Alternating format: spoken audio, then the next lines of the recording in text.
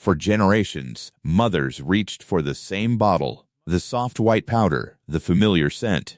Johnson's baby powder sat in nurseries across America, a symbol of purity, of safety, of trust. Then came the lawsuits, tens of thousands of them. Women who had used the powder for decades claimed it had made them sick. They claimed the company knew, and as internal documents emerged in courtroom after courtroom, juries began awarding staggering sums in damages. How did this happen? How did a company built on the promise of sterile medicine, of protecting the vulnerable, become the defendant in one of the largest product liability cases in American history? The answer begins not in a courtroom, but on a battlefield. It begins with blood, infection, and three brothers who believed they could save lives. This is Johnson & Johnson. The empire was built on trust, the dynasty haunted by tragedy, the family name that became synonymous with healing and then with something far darker. Chapter 1. Three Brothers and a Medical Revolution. The summer of 1876 was unbearably hot in Philadelphia. 10 million Americans descended on the city for the Centennial Exposition, the nation's 100th birthday celebration. They came to see Alexander Graham Bell demonstrate his telephone. They marveled at the coreless steam engine, the largest in the world. They tasted new inventions called popcorn and soda water. But one man had come for something else entirely. Robert Wood Johnson was 31 years old, a pharmaceutical wholesaler from New York who already had a decade of experience in the medical supply business. He was not in Philadelphia to gawk at machines or taste novelties. He had registered for the International Medical Congress, the largest gathering of physicians in American history. And on one particular afternoon, he sat in a lecture hall and listened to a soft-spoken British surgeon deliver a 3-hour presentation that would change his life. The surgeon was Joseph Leicester. His subject was antiseptic surgery. His audience was skeptical, even hostile.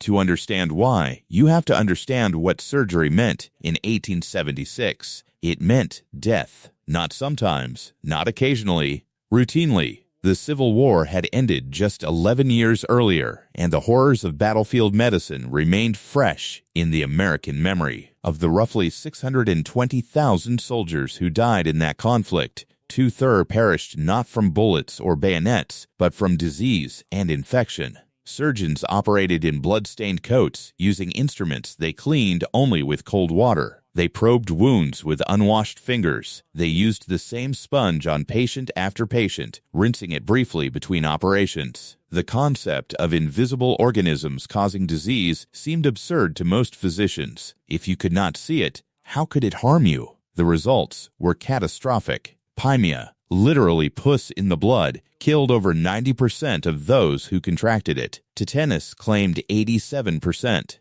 Gangrene spread through hospital wards like wildfire. A simple wound survived on the battlefield could become a death sentence in the recovery tent. Leicester had an explanation. He had an answer. He had proof. Building on the work of Louis Pasteur, who had demonstrated that microorganisms caused fermentation and decay, Leicester had developed techniques for preventing infection during surgery. Sterilize the instruments. Clean the hands. Apply antiseptic dressings soaked in carbolic acid. The results were remarkable. Mortality rates in his operating theater plummeted.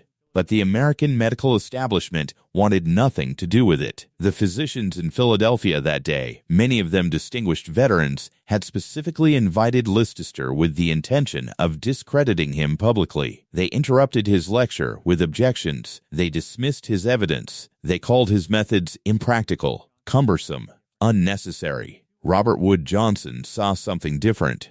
He had two older brothers who had served in the Union Army. He knew the stories. He had spent years working in the pharmaceutical trade, watching patients die from infections that should not have killed them. As Leicester spoke, Johnson did not hear impractical theories. He heard opportunity. He heard a way to save lives on a massive scale. It would take another decade before he could act on that vision. In 1874, Johnson had partnered with George Seabury to form Seabury & Johnson, a successful manufacturer of medicated plasters. The partnership thrived, but the two men disagreed about direction. Johnson wanted to pursue antiseptic products aggressively. Seabury was more cautious. By late 1885, the partnership dissolved.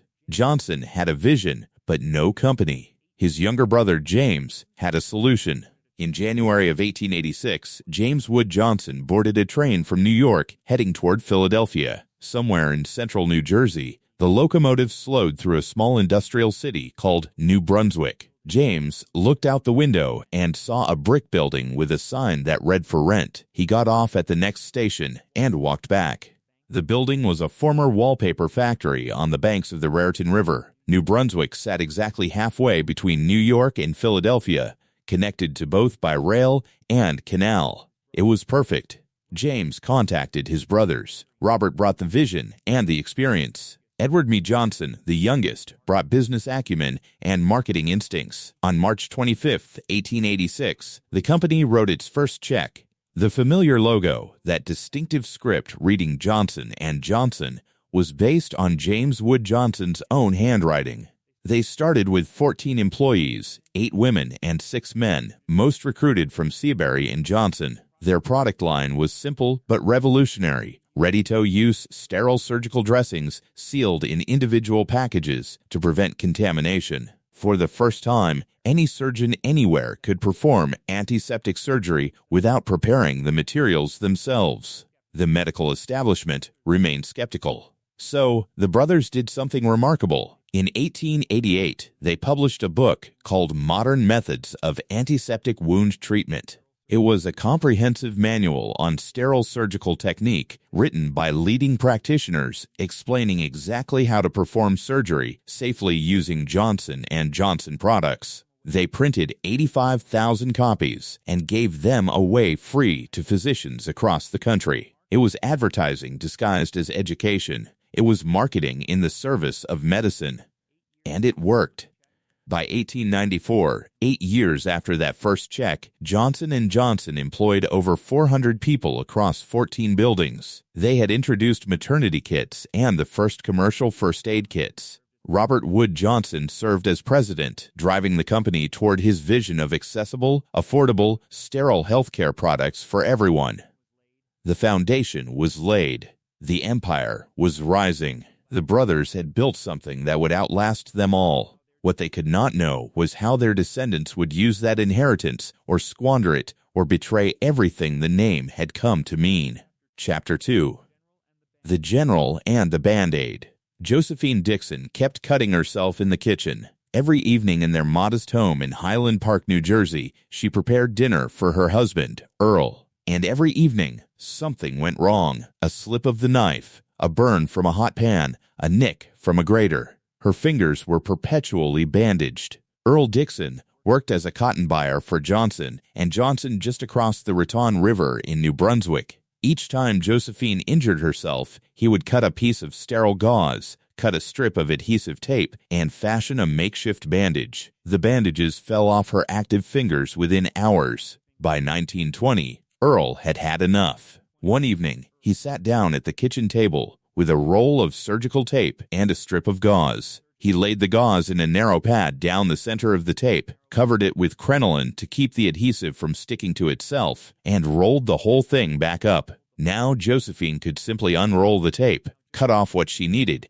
and apply the bandage herself. He mentioned it to his supervisor, who mentioned it to James Wood Johnson, one of the company's founders. James recognized the potential immediately. Johnson & Johnson began producing the bandages commercially in 1921. They called them Band-Aids. The first year was a disaster. Total sales $3,000. The bandages were 18 in, long, designed to be cut to size. Consumers did not understand how to use them. The company persisted. They made the bandages smaller. They improved the packaging. And then someone had a brilliant idea. Give them away free to Boy Scout troops across the country. Suddenly, every camping trip in America featured boys coming home with Band-Aids on their scraped knees. Their mothers noticed. They asked where to buy them.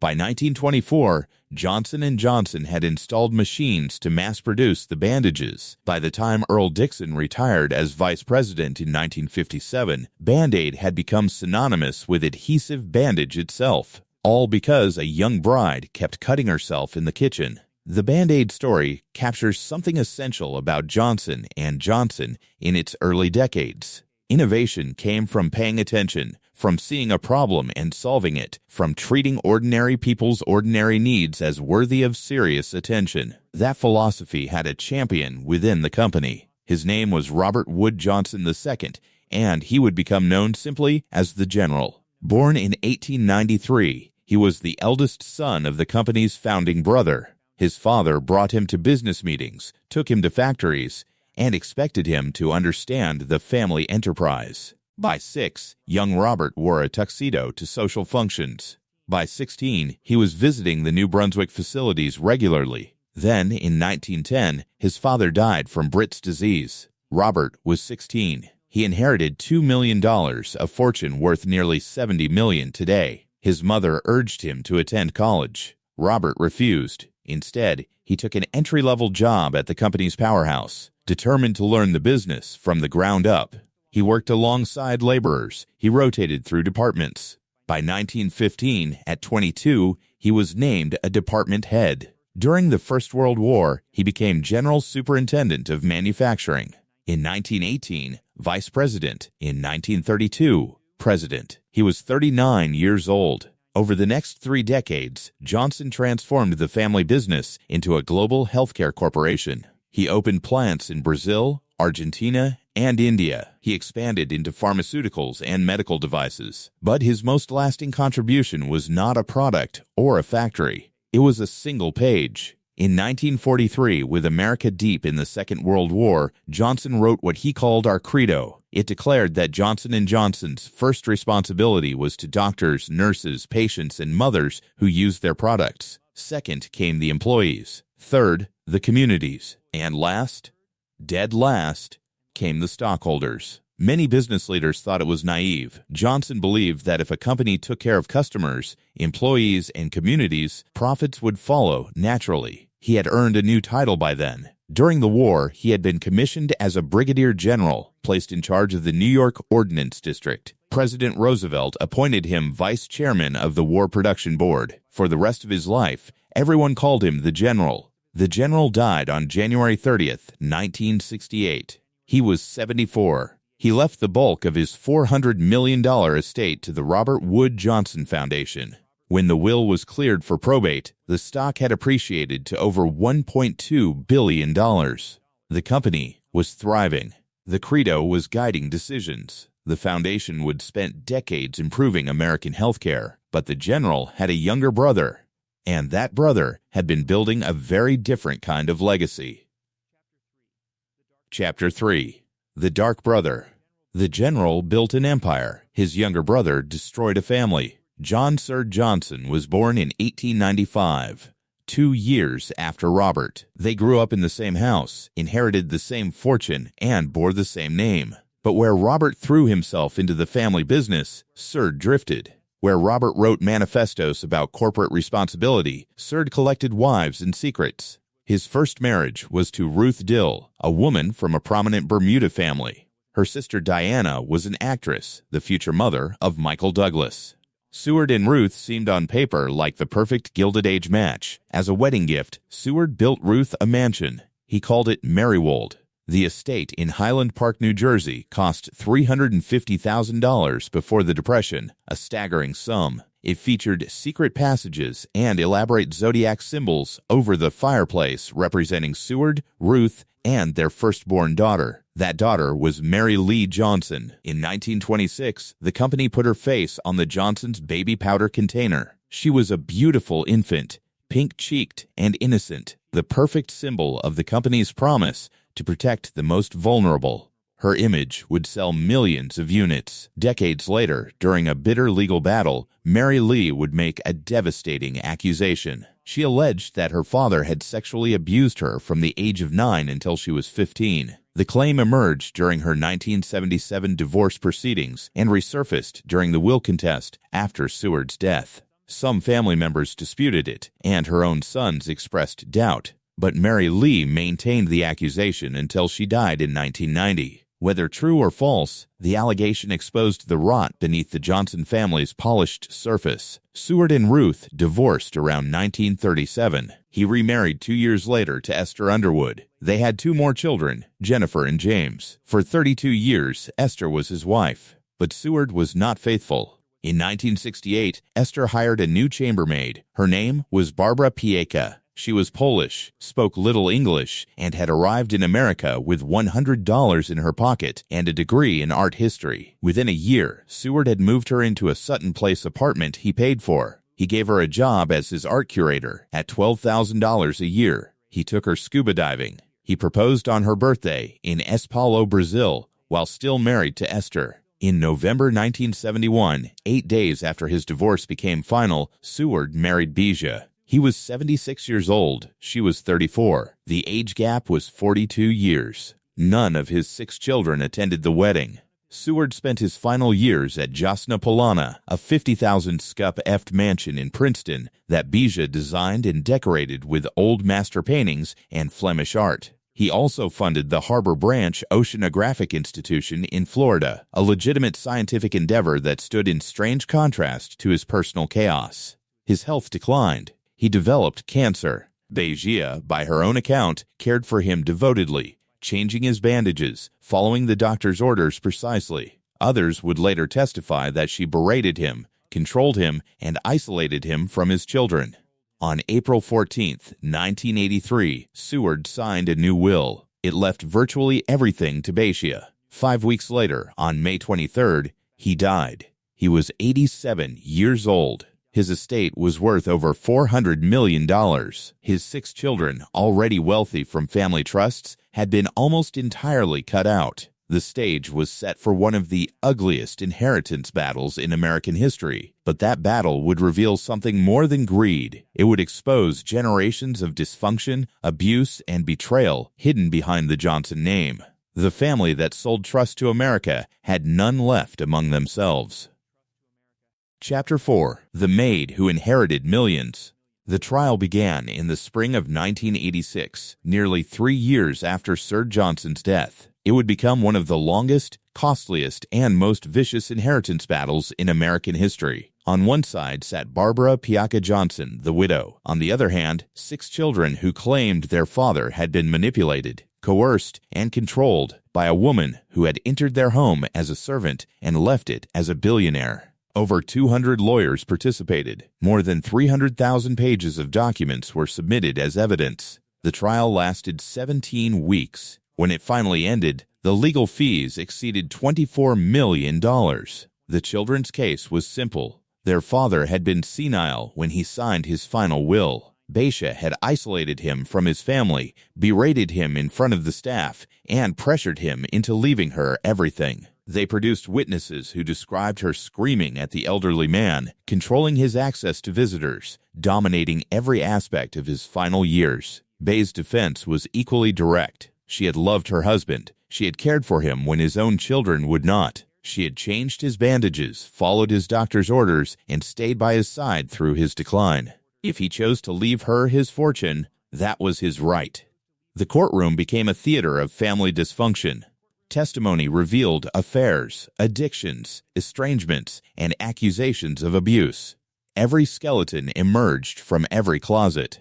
Judge Marie Lambert later said she received threats of physical violence and that it took personal courage to sit through the proceedings. The jurors, paid $12 a day, sat in judgment on people worth hundreds of millions.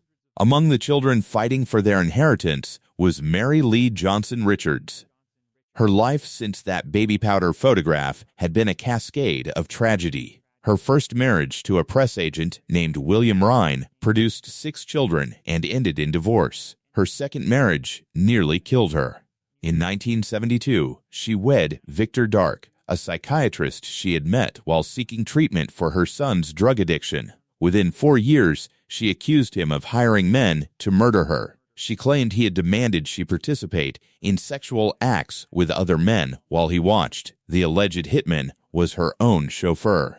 Mary Lee survived. She found a measure of happiness in her third marriage to Broadway producer Marty Richards. Together, they founded a production company that brought Sweeney Todd to the stage, but the damage was done. Years of trauma, substance abuse, and family warfare had taken their toll. She would not live to see the trial's conclusion play out in the courts. Mary Lee died on May 3, 1990, at 63 years old. The will contest itself ended not with a verdict, but with a settlement. In the final hours before the jury would have deliberated, the lawyers reached a deal. Beige kept $340 million. The 6 children split approximately $42 million, roughly $6 million each. The charities Seward had mentioned in his will received their bequests. Everyone walked away richer than most people could imagine, and yet the children had wanted recognition more than money. They already had millions from family trusts. What they sought was acknowledgement, proof that their father had loved them, evidence that the final will was not his true intention. They never got it. The settlement provided cash, but no answers. No jury declared Seward incompetent. No judge ruled that Bazia had manipulated him. The questions remained open, the wounds unhealed. Bazia converted Jasna Polana into a country club. She moved to Europe. By 2007, Forbes ranked her among the 150 richest people in America. She died in Monaco in 2013, having outlived both her husband and most of her stepchildren's animosity. The Johnson family had exposed itself completely. They had aired their abuse, their addictions, their betrayals in open court. They had spent $24 million on lawyers to fight over money none of them needed. And in the end, the only winners were the attorneys. Chapter 5. 7 Capsules, 7 Deaths. Wednesday, September 29, 1982, was a school day, but 12-year-old Mary Kellerman woke up with a runny nose and a sore throat. Her parents told her to stay home, rest, and take some Tylenol. Her father heard her go into the bathroom. He heard the door close. Then he heard something drop. He called out. No answer. He called again. Still nothing. When he opened the door, his daughter lay unconscious on the floor in her pajamas. Mary Kellerman was dead by 7 in the morning. That same day, less than 10 mi away in Arlington Heights, a 27-year-old postal worker named Adam Janis came home feeling unwell. He took 2 extra-strength Tylenol capsules and collapsed. Paramedics ruled it a massive heart attack. His family rushed to the house to grieve. Overcome by the shock, his younger brother Stanley and Stanley's wife, Teresa, reached for the open bottle on the kitchen counter. Within hours, they were dead too. Stanley and Teresa Yanis had been married just 3 months earlier. Their caskets would be carried into the same church where they had exchanged vows. Over the next 2 days, 3 more people in the Chicago suburbs died after taking Tylenol. Mary McFarland, a 31-year-old telephone company employee, collapsed at work. Mary Reiner, 27, had given birth to her 4th child just a week earlier. Paula Prince, a 35-year-old flight attendant, was found dead in her apartment with an open bottle on her bathroom counter. 7 people, 7 capsules, 7 deaths in 3 days. Investigators discovered that someone had taken bottles from store shelves across the Chicago area, opened the gelatin capsules, replaced the pain reliever with potassium cyanide, and returned the bottles to be purchased by unsuspecting customers. The contaminated bottles came from different manufacturing lots from factories in Pennsylvania and Texas. The tampering had occurred not at Johnson & Johnson plants, but somewhere in the retail chain. The killer had no way of knowing who would buy those bottles. No way of knowing whether the victims would be children or parents, young or old. Tylenol was the best-selling pain reliever in America, controlling 35% of the over-the-counter market. Within days, that share collapsed to 7%. Industry analysts declared the brand dead. James Burke had been chief executive since 1976. When the crisis hit, he did not turn to his lawyers or his accountants. He turned to the credo hanging on the wall of the company headquarters. The document his predecessor had written 4 decades earlier spelled out the company's priorities in precise order. Customers first, stockholders last. Within hours of confirming the connection between the deaths and Tylenol, Johnson & Johnson issued warnings through every available channel. They bought national advertising space. They alerted television networks. They set up 2 toll-free hotlines, one for consumers and one for medical professionals. Burke himself appeared on 60 Minutes and The Phil Donahue Show, speaking directly to the American public, against the advice of the FBI and the Food and Drug Administration,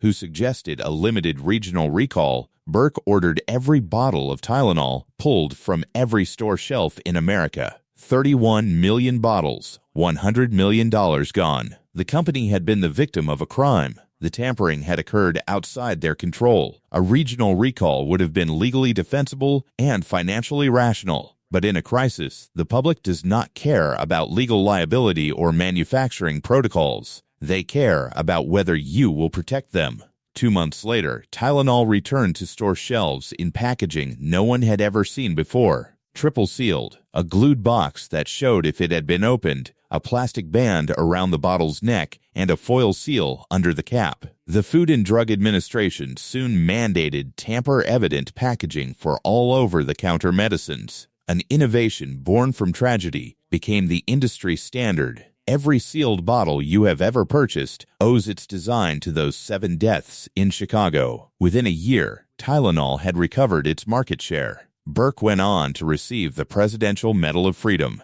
Fortune magazine named him one of the 10 greatest chief executives in history. The killer was never found. A man named James Lewis was convicted of extortion after sending a letter demanding $1 million to stop the killings. He served 10 years, but was never charged with murder. The case remains officially unsolved. The credo had been tested. The company had chosen principle over profit. Johnson & Johnson had proven that its stated values were not decoration, but doctrine. That history would make what came next all the more difficult to explain. Chapter 6. The Cursed Heirs. In 1994, Woody Johnson co-authored a book called Managing Your Child's Diabetes. His daughter Casey had been diagnosed with the disease at age 8. Together with his wife Nancy, he became one of America's most prominent advocates for juvenile diabetes research, raising millions of dollars and lobbying Congress to fund new treatments. 16 years later, Casey Johnson died because she stopped taking her insulin. The great-great-granddaughter of Robert Wood Johnson was found in her Los Angeles home on January 4, 2010. She had been dead for several days. The maid who discovered her reported that Casey was ice cold. Her hands had turned blue. The coroner ruled it diabetic ketoacidosis, a condition that occurs when diabetes goes untreated. She was 30 years old. Casey had grown up in the rarefied air of Manhattan's Upper East Side. She attended the Chapin School alongside Paris and Nikki Hilton. She could have been famous. Paris invited her to co-star on The Simple Life. Casey turned it down, later calling that decision the stupidest mistake of her life. Instead, she became tabloid fodder. The New York Post dubbed her the Baby Oilays. Gossip columns chronicled her relationships, her parties, her public feuds. In 2006, she accused her own aunt of stealing her boyfriend. In 2007, she adopted a girl from Kazakhstan. She named the child Ava Monroe after her idol, Marilyn Monroe. Casey struggled with substance abuse and what her mother described as borderline personality disorder. In 2005, her family attempted an intervention. It failed. According to those close to the situation, Woody essentially stopped speaking to her. Her electricity was shut off. Her pool turned green with algae. Her Porsche was repossessed. In November 2009, she was arrested for allegedly burglarizing a friend's apartment, stealing jewelry and clothing worth $22,000. 1 month later, she announced her engagement to Tila Tequila, an internet celebrity, via a YouTube video. Tequila flashed a ring she claimed was 17 carats. By Christmas, Casey's mother had taken custody of Ava. Casey flew to New York to try to get her back. She returned to Los Angeles empty-handed. Her last message appeared on Twitter at 1:00 in the morning on December 29th. Sweet dreams, everyone. No one heard from her again. When investigators examined her estate, they found she had died with approximately $75,000 to her name. No will. The heir to one of America's great fortunes had nothing left. Woody Johnson learned of her death the day after his New York Jets clinched a playoff spot for the first time in 3 years. The coach opened his press conference with condolences. The owner issued a statement asking for privacy. In 1975, Woody's brother Keith had died of a cocaine overdose in Fort Lauderdale. He was 27. Weeks later, his brother Billy was killed in a motorcycle accident in Los Angeles. He was 23. Both shares of the family trust, suddenly vacant, were divided among the surviving siblings. Woody and his brother, Christopher, became richer with each death. Their father, Robert Wood Johnson III, had been fired as president of Johnson & Johnson by his own father in 1965. The general had rejected Bobby since childhood, reportedly denigrating him as worthless. Bobby died of cancer in 1970 at 50 years old, just 2 years after the man who had dismissed him. The company's stock split and split again. Woody never worked for Johnson & Johnson beyond a single summer. He didn't need to. By the time he bought the New York Jets in 2000 for $635 million, the family fortune had made him a billionaire without effort. In 2017, President Donald Trump appointed Woody Johnson as United States Ambassador to the United Kingdom. He presented his credentials to Queen Elizabeth II. He resided at Winfield House, the historic ambassador's residence in London. His brother Christopher ran the Jets in his absence. When he returned in 2021, Woody Johnson was worth over $4 billion. He had a second wife, 2 young sons, and a football team that had not won a championship under his ownership. What he did not have was his firstborn child. The credo had guided the company through the Tylenol crisis, but it offered no guidance for the particular tragedy of wealth without purpose, inheritance without responsibility. And the company the Johnson brothers built was about to face something the credo could not contain. Chapter 7. From Baby Powder to Billions and Lawsuits. The bottle looks the same as it always did. White plastic, soft curves. The familiar silhouette that has sat on bathroom shelves for more than a century. Johnson's Baby Powder. The powder was made from talc, a soft mineral mined from the earth.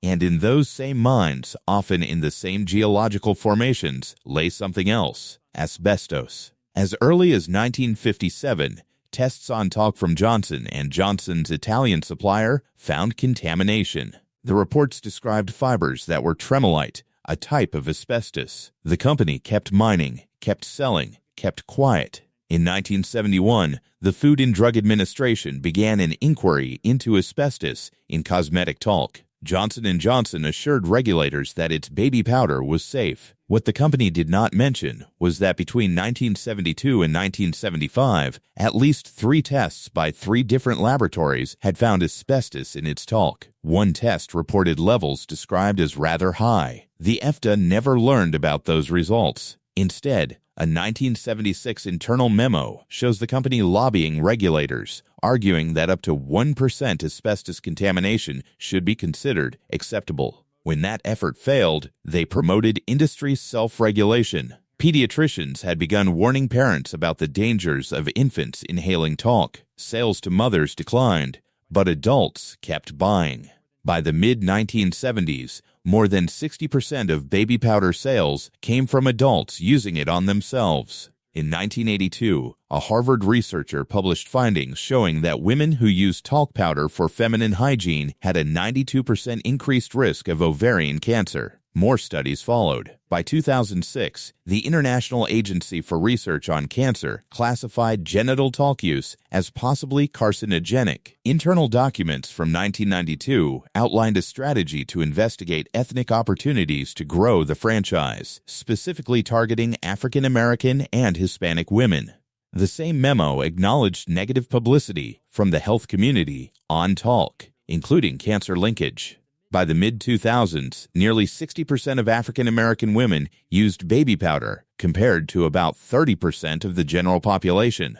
The company distributed samples through churches and beauty salons in Black and Hispanic neighborhoods. It launched a $300,000 radio campaign aimed at curvy Southern women, 18 to 49, skewing African-Amian. In 2016, a jury awarded $72 million to the family of a woman who died of ovarian cancer after decades of using Johnson's baby powder. In 2018, 22 women won a $4.69 billion judgment. The award was later reduced to $2.1 billion on appeal. Later that year, Reuters published an investigation revealing what had been hidden for decades. Internal documents showed that executives, scientists, and mine managers knew their talc sometimes tested positive for asbestos. They had known since the 1970s. They had never told the public. In October 2019, the FDA tested a bottle of Johnson's baby powder and found asbestos. The company recalled 33,000 bottles. In May 2020, Johnson & Johnson announced it would stop selling talc-based baby powder in the United States and Canada. In 2023, they discontinued it worldwide. Cornstarch replaced talc. By 2021, the company faced tens of thousands of claims. Rather than settle, Johnson & Johnson created a subsidiary called LTL Management, transferred all its talc liabilities to that shell company, and then had LTL file for bankruptcy. The strategy was called the Texas Two-Step. A federal appeals court dismissed it in 2023. The company tried again with a new subsidiary, rejected again.